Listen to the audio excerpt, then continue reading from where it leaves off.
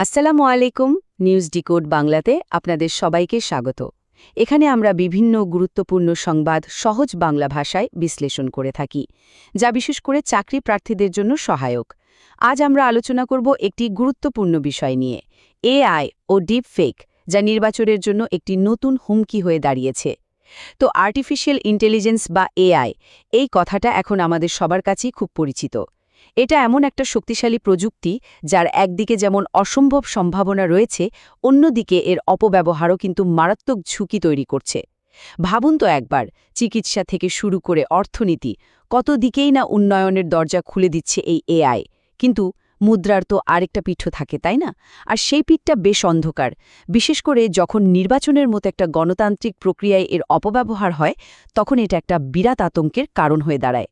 চলুন এই পুরো বিষয়টা নিয়েই আজ আমরা বিস্তারিত আলোচনা করব। তাহলে চলুন দেখে নেওয়া যাক আজকের আলোচনায় আমরা কোন কোন বিষয়গুলো নিয়ে কথা বলবো। আমরা প্রথমে এআই এর ভালো আর মন্দ, মানে সম্ভাবনা আর শঙ্কার দিকটা বোঝার চেষ্টা করব। এরপর দেখব সারা বিশ্বের নির্বাচনগুলোতে এটা কী ধরনের ঝুঁকি তৈরি করছে। তারপর অবশ্যই আমরা আমাদের দেশের দিকে, মানে বাংলাদেশের প্রেক্ষাপটে এর প্রভাবটা খতিয়ে দেখব। আর এই সব কিছু কীভাবে আমাদের গণতন্ত্রের জন্য একটা হুমকি হয়ে উঠছে সেটাও আলোচনা করব। আর সবশেষে সবচেয়ে গুরুত্বপূর্ণ যে প্রশ্নটা, এই সমস্যা থেকে বের হওয়ার উপায় কী, সেই সমাধানের পথগুলো আমরা খুঁজে দেখব। তো চলুন আলোচনা শুরু করা যাক প্রথম বিষয়টি দিয়ে, এআই এর সম্ভাবনা ও শঙ্কা। দেখুন, যে কোনো শক্তিশালী প্রযুক্তিরই কিন্তু দুটো দিক থাকে, একটা ভালো, একটা মন্দ। এআইও এর ব্যতিক্রম নয়। একদিকে এটা মানবজাতির জন্য আশীর্বাদের মতো কাজ করতে পারে, আবার এর সামান্য ভুল ব্যবহার আমাদের পুরো সমাজের ভিত্তিটাই কিন্তু নাড়িয়ে দেওয়ার ক্ষমতা রাখে। এই যে আমরা ঝুঁকির কথা বলছি, এর মধ্যে সবচেয়ে বড় আলোচনার বিষয় হলো ডিপ ফেক। এখন প্রশ্ন হলো, ডিপ ফেক জিনিসটা আসলে কি? খুব সহজ করে বললে এটা হলো এআই ব্যবহার করে বানানো নিখুঁত নকল ভিডিও বা অডিও। মানে এতটাই নিখুঁত যে দেখে বা শুনে বোঝার উপায় নেই যে এটা আসলে নকল। আর ঠিক এই প্রযুক্তিটাকেই ব্যবহার করা হচ্ছে সাধারণ মানুষের মধ্যে বিভ্রান্তি ছড়ানোর জন্য। তার মানে ছবিটা কিন্তু একদম পরিষ্কার। একদিকে যেমন এআই স্বাস্থ্যসেবা, অর্থনীতি, এই সব ক্ষেত্রে যুগান্তকারী পরিবর্তন আনছে, ঠিক তেমনি এর অন্ধকার দিকটাও কিন্তু কম ভয়ঙ্কর নয়।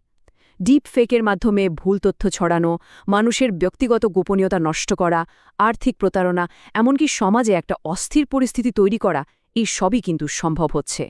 আর এই ভালো আর মন্দের মধ্যে একটা ভারসাম্য রক্ষা করাটাই কিন্তু এখন আমাদের জন্য সবচেয়ে বড় চ্যালেঞ্জ।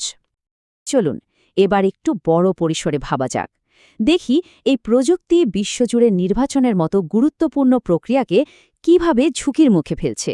কারণ এটা কিন্তু শুধু একটা বা দুটো দেশের সমস্যা নয়, এটা এখন একটা গ্লোবাল ক্রাইসিস, একটা বৈশ্বিক সংকট।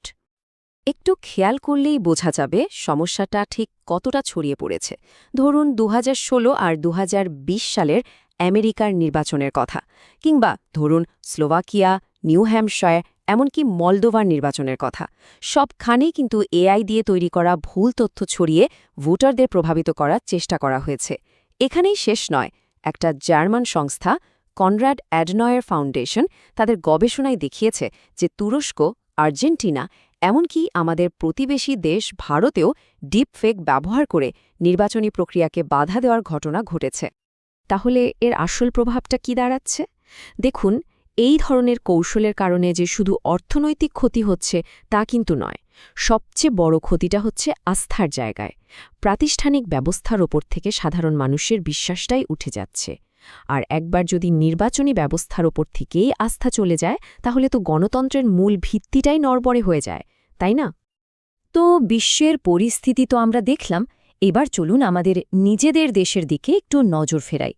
বাংলাদেশে ডিপ ফেকের প্রভাব ঠিক কতটা পড়েছে? এই যে বৈশ্বিক হুমকির কথা আমরা বলছি, সেটা আমাদের দরজায় ঠিক কিভাবে কড়া নাড়ছে?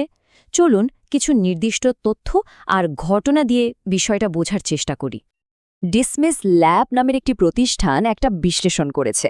তাদের তথ্য অনুযায়ী ভাবা যায় ২০২৫ সালের মাত্র ৩ মাসে, মানে দ্বিতীয় প্রান্তিকে, বাংলাদেশে ১৩৬১টারও বেশি আলাদা আলাদা ভুল তথ্য খুঁজে পাওয়া গেছে। এই সংখ্যাটাই কিন্তু বলে দেয় যে আমাদের দেশে এআই দিয়ে তৈরি ভুয়া কন্টেন্ট কি মারাত্মক গতিতে ছড়িয়ে পড়ছে। আর এর থেকেও চিন্তার বিষয় হলো এই যে এতগুলো ভুল তথ্য, এর মধ্যে প্রায় ৭৩% ছিল রাজনৈতিক উদ্দেশ্য নিয়ে ছড়ানো। সংখ্যায় বললে প্রায় ১,০০০-এরও বেশি। এখান থেকে কিন্তু একটা জিনিস একদম পরিষ্কার হয়ে যায়, এই প্রযুক্তির মূল টার্গেট হয়ে উঠছে আমাদের দেশের রাজনীতি এবং নির্বাচন। এর একটা জলজ্জান্ত উদাহরণ কিন্তু আমরা দেখেছি ২০২৪ সালের জাতীয় নির্বাচনে গাইবান্ধার একটা ঘটনায়। সেখানে কি হয়েছিল, একজন প্রার্থী নাকি নির্বাচন থেকে সরে দাঁড়িয়েছেন এমন একটা ডিপফেক ভিডিও ইন্টারনেটে ছড়িয়ে দেওয়া হয়েছিল। যদিও পরে জানা যায় যে পুরো ব্যাপারটাই মিথ্যা এবং সেই প্রার্থী নির্বাচনে জিতেও যান। কিন্তু ভাবুন তো, ঠিক সেই মুহূর্তে ঘটনাটা পুরো নির্বাচন প্রক্রিয়ার বিশ্বাসযোগ্যতা নিয়ে কি বিরাট একটা প্রশ্ন তুলে দিয়েছিল। তো এই ধরনের ঘটনাগুলো থেকে একটা জিনিস কিন্তু আমাদের কাছে পরিষ্কার হয়ে যাওয়া উচিত। ডিপফেক শুধু একটা রাজনৈতিক চাল বা কৌশল নয়, না, এটা তার থেকেও অনেক বেশি কিছু। এটা আসলে আমাদের গণতন্ত্রের একেবারে মূল কাঠামোর ওপর একটা সরাসরি আক্রমণ। চলুন এই হুমকিটা ঠিক কিভাবে আমাদের গণতান্ত্রিক ব্যবস্থাকে ভেতর থেকে একটু একটু করে দুর্বল করে দিচ্ছে সেটা আরও ভালোভাবে বোঝার চেষ্টা করি। কিন্তু প্রশ্নটা হলো কেন? কেন এই ডিপ ফেক বা এআই দিয়ে তৈরি ভুল তথ্য গণতন্ত্রের জন্য এতটা বিপজ্জনক? এর উত্তরটা আসলে লুকিয়ে আছে এর দীর্ঘমেয়াদী প্রভাবের মধ্যে। এর প্রভাবগুলোকে আমরা মূলত ৪ ভাগে ভাগ করতে পারি। প্রথমত, এটা ভোটারের আস্থা নষ্ট করে দেয়। যখন মানুষ বুঝতেই পারে না কোনটা সত্যি আর কোনটা মিথ্যে, তখন তারা পুরো সিস্টেমের উপরই বিশ্বাস হারিয়ে ফেলে। দ্বিতীয়ত, এই অবিশ্বাস থেকেই জন্ম নেয় এক ধরনের অনীহা, ফলে নির্বাচনে মানুষের অংশগ্রহণ কমে যেতে শুরু করে। তৃতীয়ত, এই ভুয়া তথ্য ব্যবহার করে সমাজে বিভেদ তৈরি করা হয়, উত্তেজনা ছড়ানো হয়, যা আমাদের সামাজিক সম্প্রীতি নষ্ট করে দেয়। আর চতুর্থ এবং শেষ প্রভাবটা হলো এটা রাজনৈতিক আলোচনার মূল ফোকাসটাই নষ্ট করে দেয়। তখন আর জনগুরুত্বপূর্ণ বিষয় নিয়ে কথা হয় না, বরং আলোচনা ঘুরে বেড়ায় এইসব বিকৃত আর মিথ্যা তথ্যকে কেন্দ্র করে, যা একটা সুস্থ গণতন্ত্রের জন্য একদম বিষের মতো। এতক্ষণ তো আমরা শুধু সমস্যা আর আশঙ্কার কথাই শুনলাম। এখন স্বাভাবিকভাবে মনে প্রশ্ন আসতে পারে, তাহলে কি এখান থেকে বের হওয়ার কোনো পথ নেই? উপায়টা কি? সুখবর হলো হ্যাঁ, পথ অবশ্যই আছে। তবে কোনো জাদুকরী সমাধান কিন্তু নেই। এর জন্য দরকার একটা বহুমুখী আর সমন্বিত উদ্যোগ। সমাধানটা আসলে লুকিয়ে আছে আমাদের সবার সম্মিলিত প্রচেষ্টার মধ্যে। এখানে প্রত্যেকটা পক্ষেরই দায়িত্ব আছে। যেমন সরকার আর নির্বাচন কমিশনকে তাদের প্রযুক্তিগত সক্ষমতা বাড়াতে হবে, আরও শক্তিশালী আইন তৈরি করতে হবে। রাজনৈতিক দলগুলোকে কথা দিতে হবে যে তারা ডিজিটাল নৈতিকতা মেনে চলবে। গণমাধ্যম আর যারা ফ্যাক্ট চেকিং করে তাদের দায়িত্ব হলো খুব দ্রুত সত্যটা যাচাই করে সবার সামনে তুলে ধরা এবং জনসচেতনতা তৈরি করা। আর সবশেষে সাধারণ মানুষ হিসেবে আমাদেরও একটা বড় দায়িত্ব আছে। যে কোনো কিছু শেয়ার করার আগে একবার অন্তত যাচাই করে নেওয়ার অভ্যাসটা গড়ে তুলতে হবে। তার মানে আমরা যদি পুরো সমাধানের পথটাকে সংক্ষেপে বলতে চাই, তাহলে আমাদের মূলত ৩টা দিকে মনোযোগ দিতে হবে। ১. প্রযুক্তির চ্যালেঞ্জকে প্রযুক্তি দিয়েই মোকাবিলা করা, যার জন্য দরকার বিশেষায়িত সাইবার ফরেন্সিক ইউনিট। ২. আইনি সুরক্ষা, অর্থাৎ ডিপফেক তৈরি করলে তার জন্য কঠোর শাস্তির ব্যবস্থা রাখা। আর ৩. যেটা সবচেয়ে বেশি জরুরি, সেটা হলো জনগণের ক্ষমতায়ন। এর জন্য দেশজুড়ে ডিজিটাল লিটারেসি ক্যাম্পেইন বা সাক্ষরতা অভিযান চালানো দরকার। এই ৩টা জিনিস যদি আমরা একসাথে করতে পারি, তাহলেই এই সংকট থেকে রক্ষা পাওয়া সম্ভব। সব আলোচনার শেষে একটা বড় প্রশ্ন কিন্তু থেকেই যায়।